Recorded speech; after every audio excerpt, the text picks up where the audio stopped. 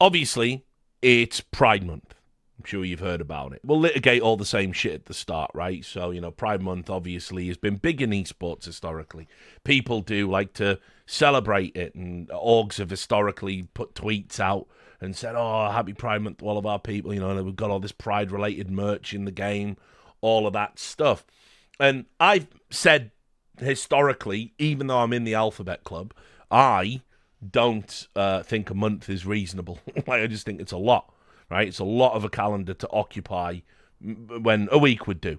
But whatever, right? That's not a big deal. I don't want to get cast out and called a bigot, so we won't go into that too much. Just to let you know where I'm at. I'm not like some insane proselytizing wokester. I'm just somebody that is a noticer of trends. And the trend right now in esports is nobody is tweeting about Pride. There's like a couple. I've seen like one or two orgs, but nothing compared to like what it used to be in 2016, 2017, 2018, 2019. And then now it's just nothing. And it's like, oh, I wonder why that is. And I've made the point publicly many times that Pride just seems to have died in esports. It's either dying because everyone's taking the Saudi money and the Saudi cultural influence and cultural sensibility is you don't talk about Pride, or it's dying because people realize if they take Saudi money and then shout about how much they love Pride and they love the LGBT community, they then look like hypocrites, and everybody tells them as such now because we're not shy about that stuff. And also, there has been in America a lot of cultural pushback at Pride and all that kind of, all the stuff you would consider to be, what's the word for it, like the overbearing nature that sometimes the American liberal left can imbue.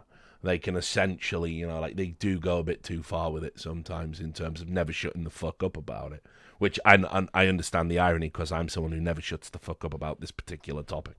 But anyway, I told people when the Saudis first came into the space, I said they will want to dominate everything, and the money in exchange for our culture and our interest will not change them. The money will change us on our side. And I definitely feel vindicated by that. It might be a freezing cold take in the sense that it's hardly stunning and brave, and it was very obvious in retrospect. But the next thing is, I also said, one of the things the Saudis do is they don't challenge, they distract. It's a very... They do this across all of their sports. So if Pride Month is happening, what they'll do is, they'll add something in June that makes you talk about that instead. And, they've done this in other areas. Or, if somebody's protesting, what they always do is they say things like, look, it's got nothing to do with the sexuality of the individuals that we've been oppressing. Straight people can't hold hands in public either and stuff like this. It's what they do. They deflect criticism by ultimately distracting people. And the ultimate distraction is, hey, bread and circuses. If you want fucking money for big events, we're going to give it to you. Think about everything that's gone on with DAZN and the World Cup being given over to them, their demands about wanting to be in the Champions League. But it's all a power play. They're never going to change, not as I see it. And they're only interested in operating in spaces they can control in their entirety. And obviously, esports has been very easy to acquire very cheaply. And so I wondered what they were going to do for this Pride Month. And it's incredible. Not only are we doing all of the Esports World Cup announcements during June, and in fact, these organizations that used to tweet about Pride have tweeted more about the Esports World Cup than they have about Pride. They also released a documentary series, which is a 5-part series that started on June 6th and runs throughout Pride Month. And every single time an episode drops, those organizations have to tweet about it as part of their agreement for getting the Esports World Cup stipend money, but it's totally not advertising, and it's all totally kosher that they don't declare it as such. So here it is, and there's layers to this, and it's why I wanted to talk about it. I mentioned it during the No Majors Club, but there's layers to this because it enables me to tap the Richard Lewis was right again sign, not once, but twice, which... That's mega. Love that. Love tapping that sign. That's my favorite sign to tap. So here we go. Prime Video to premiere 5-part esports World Cup documentary, and it's called Level Up. And Amazon's Prime Video announced the premiere of a 5-part esports World Cup documentary on June 6th. Under the title of Esports World Cup Level Up, the series will offer a behind-the-scenes look at the inaugural Esports World Cup and some of the participating esports organizations in 2024. The Esports World Cup is an annual multi-title esports festival organized by the Esports World Cup Foundation. Its first edition took place in Riyadh, Saudi Arabia from June 28th to August 25th. The event featured 19 games, including Counter-Strike 2, Street Fighter 6, and League of Legends, and had a combined prize pool of $60 million. Throughout the Esports World Cup 2024, esports organizations were awarded club points for performing well in the festival's many competitions. Saudi Arabian esports organization Team Falcon, shock horror, emerged as the team with the most club points, becoming the inaugural club champion and earning $7 million in prize money. However, the Esports World Cup has been criticized by parts of the esports community due to its ties to the Saudi Arabian government. The Esports World Cup Foundation was established by the country's crown prince, Mohammed bin Salman. By the way, the people at the Esports World Cup will always tell you it's a separate association where the state has little to no influence whatsoever, much like the Savvy Games Group was saying the same thing. And then when we look at their financial records, that's just like explicitly stated not to be true. And it's part of Saudi Arabia's mission to become the esports capital of the world. I didn't even know they were on that mission. It's good to know, Esports Insider. Therefore, some consider Saudi Arabia's increased esports investments as an act of esports washing to help improve the country's reputation despite its human rights violations, particularly regarding women's rights, LGBTQ+ rights, and censorship. The Esports Festival's second iteration will run from July 8th until August 24th this time, so it's running over a shorter period of time and doesn't run in June, offering an even larger $70 million prize pool.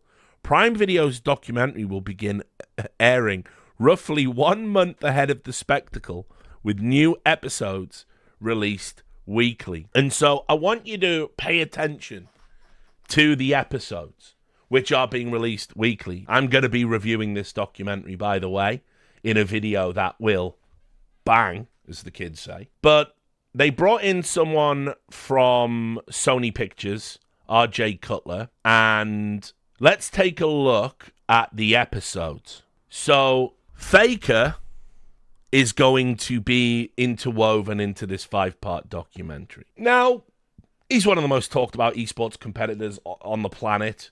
Rightly so. He used to be insanely good, considered the GOAT of League of Legends, one of the biggest esports of all time. But it also does make me laugh that Faker, when interviewed ahead of the Esports World Cup, said in an interview if he could have lunch with any 3 celebrities, Mohammed bin Salman would be one of them. So that's why you pay lip service to such things. You're now T1, recipient of the Esports World Cup stipend, of course. They're going to be included. Next, Soka, a Warzone player for, Team Falcons. Right, well, makes sense, it's the Saudi Arabian Esports World Cup. You have to say something about Team Falcons, right? Obviously. Let's have a look. And who else is included? Sanford, Mobile Legends Bang Bang player for Team Liquid. Team Liquid, of course, have been double dipping. They've been paying lip service to LGBT causes.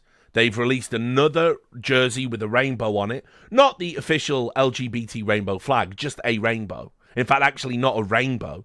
Rainbow colours in a little zigzag motion. They're calling it their official Pride jersey, but you might not even think it was Pride to look at. Well, they're obviously boasting about, we're still releasing those, and we wore it at the Esports World Cup. Now, I do wonder if they'll mention that in this documentary. I have no idea. We'll see one way or the other. It'd be fantastic propaganda to do it because this is for a Western audience, right? So they'll probably mention it. I would be very surprised if there isn't a whole segment on the Pride jerseys that Team Liquid were boasting about wearing. By the way, I didn't realize this, but because Team Liquid wore Pride jerseys, MBS released all of the gay people they've imprisoned and resurrected all of the gay people they murdered. Oh, no, wait, they can't do that and won't do that. Oh, okay, my bad. Silly me. Anyway, we're going to keep Team Liquid in your mind for a moment. Then we have Cine and Chell, who are Mobile Legends Bang Bang players for Team Vitality. That's interesting. Okay, all right. Draza, a Call of Duty player for Atlanta FaZe. Yevhen Zolotarov will also feature in these. He's the CEO of Na'Vi. All right. And, of course, and it will never not be funny that his first name is Mossad, but Mossad al-Dossari, MS Dossari, as he's known. Remember, the totally real self-funding element of Team Falcons. He's the CEO of Team Falcons. Somebody that in an interview said, I just don't think we should have to tell you who invests in Falcons because they want to remain private. Oh, I bet they do. And of course, they're allowed to not disclose who their investors and owners are, despite the fact that if you compete in events like the CS Major, you're meant to declare entanglement. Falcons don't have to, of course. So, I'll read you this quote. Cutler commented on his motivation behind the documentary in a press release. What drew me to the Esports World Cup was the compelling human stories unfolding within this high-stakes arena. Level Up isn't just about the incredible competition and prize money. It's about the dedication, the passion, and the sheer will of these athletes and teams pushing the boundaries of what's possible. Under high pressure, we discover the true character of the competitors who vie for $60 million, but who also expose their humanity in the process. For it is all about humanity, and certainly RJ Cutler wasn't just hired to do this. I mean, people probably don't know. Prime have been offering people money for fucking esports content, documentary content. Everybody's gone and done their pitches. And obviously the Esports World Cup, they want to be the biggest show in town. They probably know some of the fucking Amazon executives, right? So they've gone and they've done a deal to make a complete fucking load of bullshit 5-episode propaganda series that they then drop in Pride Month and force all of the organizations that would be engaged with Pride activities to talk about that instead of about Pride. And if you think all of this is a coincidence, you haven't followed what the Saudi Arabian government do. You haven't followed them for long enough. You don't know how they play this particular game. This is a very Saudi Arabian move. Now, the other aspect to this is I have said for ages that what if the organizations that are fucking over PGL, don't worry, they'll get around to fucking over Blast in 2026 as well. What if the organizations, Na'Vi, Team Liquid, Vitality, interesting, seeing some connections. What if those organizations got what they wanted from PGL and then turned around and still didn't go to their events anyway? Why would that happen, Richard? Well, what if there was another mechanism that essentially controlled what they were doing, or could control what they were doing? And not even control, coerce, encourage, right? Well, it's the Esports World Cup, which, by the way, is connected to ESL. It's all the same people. It's all Saudi Arabian state-owned. So these organizations will fly to Melbourne to compete in events, but they won't go to Bucharest to compete in events. And even when they're being paid to be in Bucharest events, they're not going to go. They'll sit out Astanas. Why is that? Well, let's just take a look. Here's the rewards, guys, for being on the right side, for being on the ESL/EWC/Saudi side. We'll make you famous. We'll put you on a Amazon Prime documentary that's going to be free to watch for anyone with Prime, and everyone's going to see you. And by the way, the stories we're going to tell are going to be total fucking bullshit. They're going to be total bullshit. I know they're going to be bullshit. It's going to be footage of MS Dossari playing fucking FIFA and then I got my first paycheck and I made this organization. And it's not going to mention that they have a fucking state sponsor from the Saudi Arabian telecommunication company, which, by the way, does have ties to the fucking state, and therefore by extension the House of Al Saud, and therefore by extension to the same people that own everything else. They're not going to tell you that part. They're going to tell you this bullshit. They're going to rewrite history for every single motherfucker in there. And there's going to be some tedious stuff in there. You're going to hear about how like Mobile Legends Bang Bang is actually the biggest game in the world, and that's probably true or whatever in some capacity.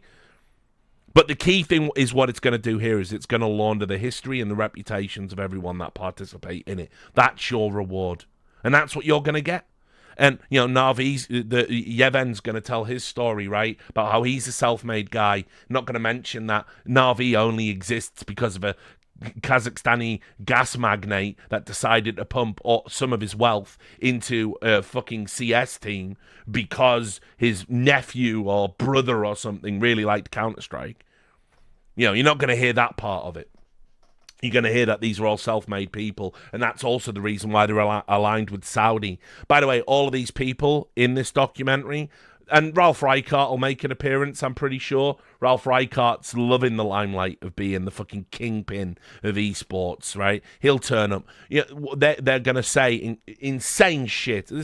Take this to the bank. They're going to be talking about how, like, the Saudis get it. They understand esports. They understand their vision. They have an incredible young population, and that population engages with esports. Even though we're watching the Esports World Cup, I'd love to know what fucking special effects they're going to use to make it look like there was a crowd there. I mean, that's... You know, maybe they can fucking use Steven Spielberg. I hear he's up for fucking hire when he's not working with Joe Biden. So you're going to see incredible lies told in this. You are going to see incredible bullshit in this. A complete revisionist history of the tournament, of Saudi Arabia, and of Saudi Arabia's fucking reputation within esports itself. And I can't wait. I can't wait because I've got a prediction in my head of what's going to be in there that I'm sharing with you now. And I think when we watch these episodes together, we're going to see it. We're going to see everything. But back to the point. The point is, this could have been published at any time, right? You could have published this during the event to encourage engagement. Why didn't you? Why are you doing this before the event? As a build-up to the event. You know, it's one marketing strategy, I suppose. You could make the argument. Very hard to look past the fact that it's June and all of the organizations have to tweet about this. They've been doing like watch parties. They're giving permission out to top tier streamers. The same streamers, by the way, that do the core streams for the Esports World Cup. They're going to watch the episodes along with this. All Richie Lou won't be given that. Won't be given permission to do that, unfortunately, which is a real shame. But this is just to show you the length they will go to get their way, to push back on the cultural aspects they don't like. They're going to serve you up a month of propaganda slop, and everyone's going to be talking about this in esports as well, probably. Artificially, or out of morbid curiosity. It's crazy. It's crazy. So, on both counts,